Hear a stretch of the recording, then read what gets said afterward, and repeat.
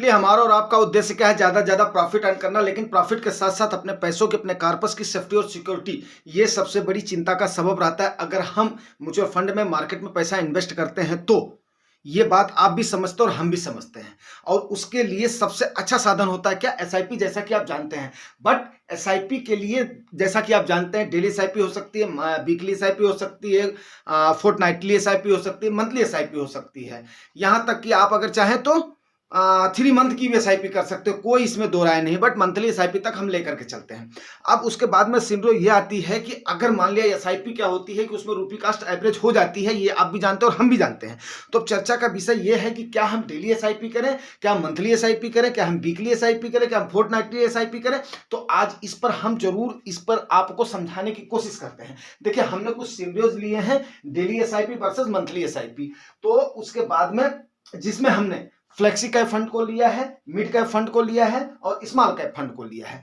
Flexi cap fund आपको, जैसा कि मैंने बताया हुआ है यार, मैं लार्ज कैप फंड को बिल्कुल भी लाइक नहीं करता हूं। बिल्कुल भी लाइक ना करने का कारण यह है कि उनके जो फंड मैनेजर्स हैं ना, उनको अच्छा खासा इंसेंटिव मिल जाता है और वो देखना अभी अप्रैल मई से लेकर के जून तक मौज मस्ती के लिए चले जाएंगे और उसी समय ही सबसे ज्यादा उसका गेन प्रभावित होता है। क्यों? क्योंकि उनको कोई भी चिंता नहीं रहती है और उन्होंने सोच लिया है कि यार हम जो बैंक है ना, बैंक से इस हिसाब से क्वांटम सेट कर देंगे कि उससे 2% 3% ज्यादा बन जाए, उसके बाद में कौन हेडक ले, चलो यार हम चलते हैं। 45 से 47 फंड मैनेजर हैं, उसमें 2-4 ही खाली खाली क्या है, मेहनती हैं। बाकी सारे के सारे अभी उस समय किस में चले गए हैं? स्वान निद्रा में। जैसे विष्णु भगवान 4 महीने के लिए चले जाते हैं ना, वैसे ही ये भी चले जाते हैं। तो इसलिए हमने फ्लेक्सी कैप को लिया। फ्लेक्सी कैप का इसलिए ये फायदा है कि देखिए, मैं किसी फंड का नाम नहीं ले रहा हूं, लेकिन फ्लेक्सी कैप का ये सबसे बड़ा फायदा है, या उस टाइप के जो फंड है ना, जो कि थोड़ी सी आपको सेफ्टी भी देते हैं, प्लस फंड मैनेजर के पास में ये ऑप्शन होता है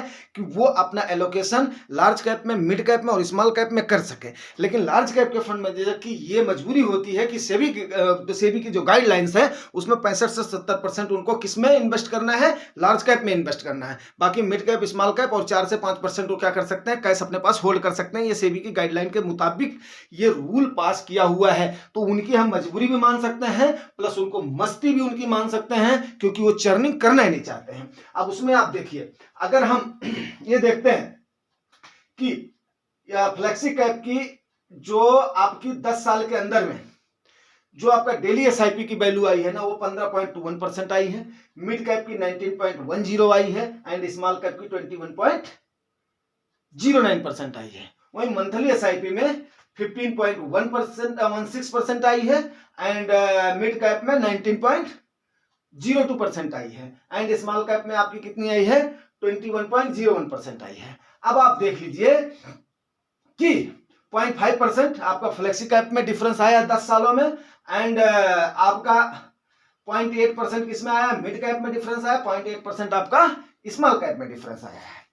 अब आप बताइए कि इतने से डिफरेंस के लिए क्या आप चाहेंगे, जो कि मैं आपको आगे बताने वाला हूं, कि इसमें क्या आपके ऊपर मेनली इफेक्ट पड़ेगा, वो आप रिस्क लेने के लिए तैयार हैं? अगर आपको मैंने 10 बार बताया हुआ है, अगर आप डायरेक्ट खुद से आप इन्वेस्ट करते हैं या डायरेक्ट ग्रोथ का फंड लेते हैं रेगुलर के बजाय, तो इससे कहीं ज्यादा आपका बचत हो जाता है। जो आप इतनी ज्यादा माथापच्ची करेंगे, वहां पर आपका सबसे बड़ा नुकसान क्या होगा? देखिए, मंथली एसआईपी की सबसे बड़ी टेंशन क्या है कि ये उनके लिए जिनके पास कहीं ना कहीं एक फिक्स्ड पैसा आना है, जैसे जो लोग नौकरी पेशा हो गए या जो लोग आढ़त वगैरह का बिजनेस करते हैं, या जिनकी सैलरी मंथ के आसपास, बिजनेसमैन की भी मंथ के आसपास उनका पैसा आता है, चाहे वो 15 तारीख के आसपास आता हो, 20 तारीख के आसपास आता हो या आता हो।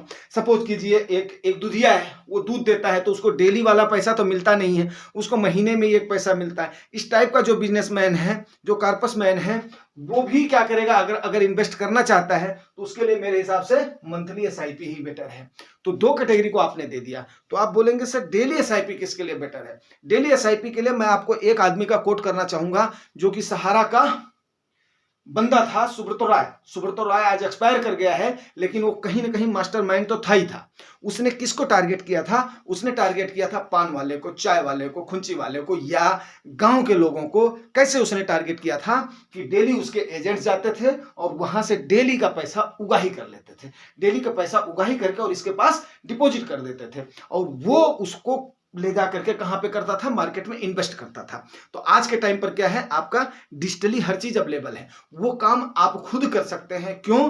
क्योंकि आपने देखा होगा एक बंदा जो आज के टाइम पर ना पढ़ा लिखा भी बंदा है ना, वो भी क्या करता है, उसके पास एक बॉक्स लगा हुआ है, जैसे ही आप गए, भैया मेरे पास कैश नहीं है, कहाँ पे करूं, वो इशारा कर देता है, ये रहा उसका बॉक्स, आप अपने फोन से पे करते हो, टोंग टोंग उसके पास ये मैसेज आ जाता है, रिसीव्ड ₹10, रिसीव 5 रुपए हमें प्राप्त हुए, 50 रुपए हमें प्राप्त हुए, 1 रुपया हमें प्राप्त हुआ, 200 रुपया हमें प्राप्त हुआ। तो इस प्रकार से जो वो वाला तबका है, जो टारगेट है, आप सोचिए कि आज के टाइम पर सहारा श्री तो उसको नहीं बोल सकते, वो कई लोगों का उसने पैसा मार दिया है, इसलिए मुझे उसको अभी उसका नाम लेने में भी, जाने के बाद में लोगों को सम्मान के साथ नाम लेना चाहिए, बट मैं नहीं लेना चाहता हूं।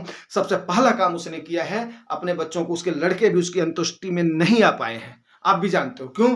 क्योंकि यार देखो, जब आदमी गरीबों की आह लगती है ना, तो बहुत बुरी तरीके से लगती है। चलिए ठीक है, मैं उस पर नहीं जाना चाहता हूं, बट उसके लड़के भी उसके दाह संस्कार में नहीं आ पाए हैं। और उसने सबसे पहला जो काम किया, लाइट में आया है, उसने अपने बच्चों को निकाल करके बाहर किया, अपनी बीवी को निकाल करके बाहर किया उस आदमी ने। तो आप लोग ध्यान करें। चलिए हम किस पे मुद्दा कर रहे हैं, डेली एसआईपी या मंथली एसआईपी। मंथली एसआईपी का मैंने बता दिया, अगर आपका फिक्स्ड पर्टिकुलर तारीख को आ रहा है तो अपने आप को कमिट करें कि सबसे पहले हम अपने आप को पे करेंगे, आप उस दिन में अपना एसआईपी का इंस्टॉलमेंट जाने दें। लेकिन अगर आपकी डेली बेस पे आने वाली इनकम है, आप सोचते हैं मेरा पैसा खर्च हो जाएगा, तब आप वहां पर क्या कर सकते हैं, डेली एसआईपी कर सकते हैं। क्यों? क्योंकि आपका डेली पेमेंट वाला पैसा क्या हो रहा है, आपका फोन पे, पेटीएम से एक्सेट्रा से आपके अकाउंट में जा रहा है। उसमें से 100 रुपया 200 रुपया अगर आप पर डे सेव कर रहे हैं तो उसमें बुराई नहीं है। अगर आप गल्ले का बिजनेस है, चाय का बिजनेस है, पान का बिजनेस है, रेडी का बिजनेस है, फल का बिजनेस है, एक्सेट्रा इस टाइप का है, आप डेली चाहते हैं। बट अभी आप बोलोगे सर आप ऐसा क्यों मना कर रहे हो, जिनकी मान लिया मंथली आ रही वो 1 महीने तक सेव रखेंगे। मैं उसका रीजन आपको बता रहा हूं। सपोज करो 5,000 की बात मैं छोड़ दिया, आपने खाली 500 रुपए की पर डे की एसआईपी कर दी, या 100 रुपए की पर डे की एसआईपी कर दी है। आपको पता है कोई ना कोई समय अगर ऐसा आएगा, क्योंकि आप वेतन भोगी है, या आपको पर्टिकुलर डे में पैसा आता है, और बोलते हैं जब तक अपने हाथ में पैसा ना आ जाए तब तक उस पैसे को अपना पैसा नहीं माना जाता है। दूसरे से आपका आना है तो हो सकता है वो 2 दिन 4 दिन डिले भी हो सकता है। जब डिले हो जाएगा और उसके बाद में आपके अकाउंट में खुदा न खास्ता सपोज करो आपको कहीं शादी में जाना पड़ा, विवाह में जाना पड़ा, या कोई भी आपके घर में फंक्शन हो गया, आपका पैसा खर्च हो गया, तो आपके अकाउंट में पैसा है ही नहीं है, तो उस समय क्या करेगा म्यूचुअल फंड, तो आपके ऊपर कोई पेनल्टी नहीं लगाएगा। लेकिन आपके ऊपर पेनल्टी कौन लगाएगा, बैंक लगाएगा। और बैंक को आपको पता है कि बैंक जब पेनल्टी लगाता है तो कई गुना से ज्यादा चार्ज लगाता है।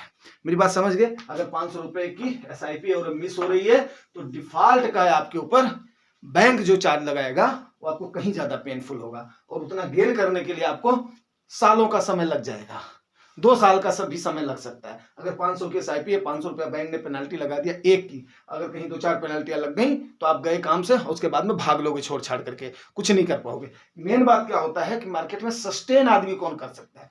सबसे पहली बात, जैसे आपने एसआईपी किया है तो आपको इसीलिए समझाया जाता है यार आप उतना ज्यादा एसआईपी मत करो कि जिसको आप सस्टेन नहीं कर सकते हो, आप वहां पर रिटेन नहीं कर सकते हो। आपको वहां पर सस्टेन करने के लिए ही उतना ही करना है, जो कि आप ठंडी हो, गर्मी हो, बरसात हो, जो भी मौसम हो, चाहे अप हो डाउन हो, आपको हर हाल में उसको फुलफिल करना है। तभी आप जाकर के अकुमुलेट कर पाओगे, तभी आप जाकर के कंपाउंडिंग कर पाओगे। और कंपाउंडिंग का इफेक्ट आपको पता है एक दिन में नहीं दिखता है, समय के अनुसार आपको कंपाउंडिंग का इफेक्ट देता है। तो ज्यादा से ज्यादा उसके लिए आप प्रेफर करो, आप जिस कैटेगरी में आते हो आपको बता दिया गया है, आपकी डेली एसआईपी किसके लिए बेनिफिशियल है, मंथली एसआईपी किसके लिए बेनिफिशियल है, वीकली एसआईपी किसके लिए बेनिफिशियल है। जिस कैटेगरी में आप आते हो अपने गोल के अनुसार उसको सेट करो, और गोल के अनुसार अपनी इन्वेस्टमेंट की जर्नी को, जो एक जर्नी आपने स्टार्ट किया है, इसको अपने गोल तक कंप्लीट करने की कोशिश करो। यही आज की सलाह है दोस्तों। अगर जानकारी अच्छी लगी है तो लाइक से सब्सक्राइब जरूर करना। Thank you.